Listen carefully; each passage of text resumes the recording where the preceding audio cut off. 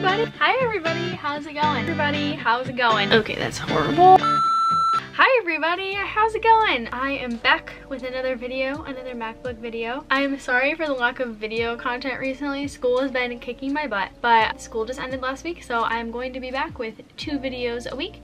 I'm very excited, so let's get right into this. So if you don't know, I have this MacBook video, put it right here.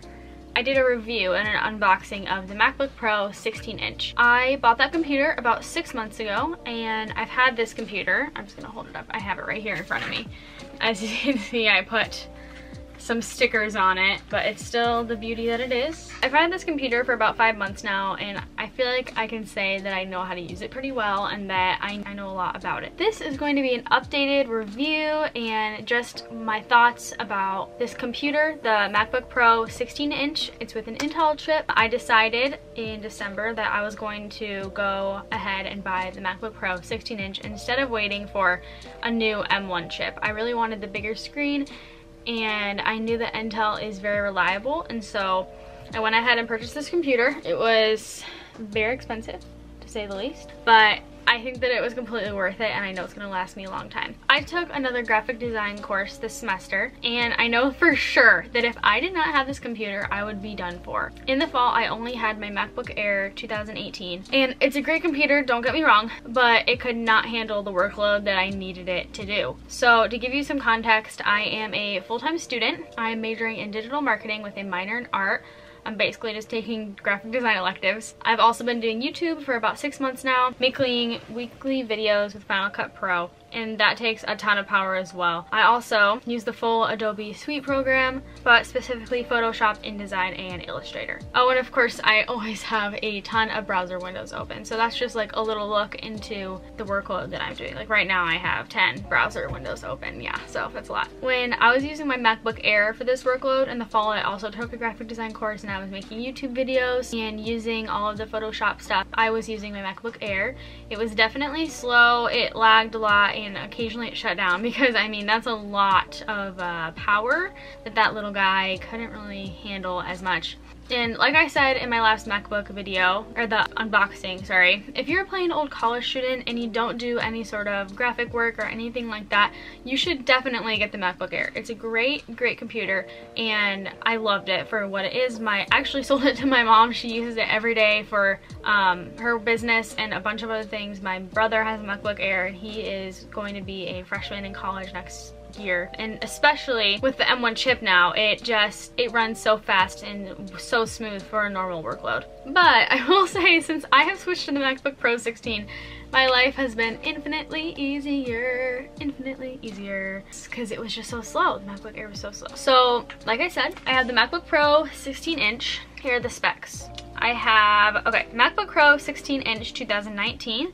I have the 2.9 gigahertz with 6-core Intel Core i7 with 32 gigabytes of memory, DDR4. It also has a graphics card, the Intel UHD graphics 630 1536 MB, and then my serial number, which I'm not gonna tell you guys. Has a built-in Retina display, and I think I got the 500 gigabytes of flash drive storage. I also bought a 2 terabyte external hard drive, which I use to store all my videos on it, just because I didn't need to upgrade to have all the storage on my computer. Just in case the computer broke too, I would lose everything. So I just bought an external hard drive, and it was much cheaper than buying the storage to be within my computer. Another thing that I talked about in my last review, or my last video about the MacBook, was the size. It is literally a beast. Like, this thing is huge. Look at it compared to my body. I mean, I'll hold it this way. Like, it goes from my head to below my shoulder. It's kind of hefty too. It's definitely bigger than the Air, but I've gotten so used to that. I can carry it like in my purse. I can, if I have a bigger purse, I can fit it in my backpack. I can fit it in my smaller backpack that I take on little day trips. You can put it in a tote bag so easily. I just have this little leather sleeve that it fits in to protect it, and it works perfectly. Now, I am really glad. I am so glad. So glad that I didn't wait to buy the MacBook Pro 16-inch with the M1 chip. The M1 chip has been a really big deal. Apparently Apple is coming out with a M2 chip for the new computers and the new Mac Pros and the new MacBook Pro 16-inch. and maybe even the 14-inch MacBook Pro, which would also be that would be a great size. But I'm really glad I didn't wait, because I would be waiting 6 months, and who knows when this year it's gonna come out. I have no idea. I mean, I'm sure you can look at MKB HD and find what he says about it. I haven't watched too many of the videos about that kind of thing yet, but my philosophy, and something I've gotten from the Everyday Dad on YouTube, is that if you have a need now, just fill the need. And if you can wait a while or want to wait a while to upgrade to a new device, then wait. But you also have to keep in mind that Apple is constantly, every single year, refreshing their electronics and their lines of products, and there's always going to be something new. The bigger the better. So if you can find like a computer that is reliable and stable and tested, then I would go for it. The MacBook Pro 16 is known for being a beast of a computer,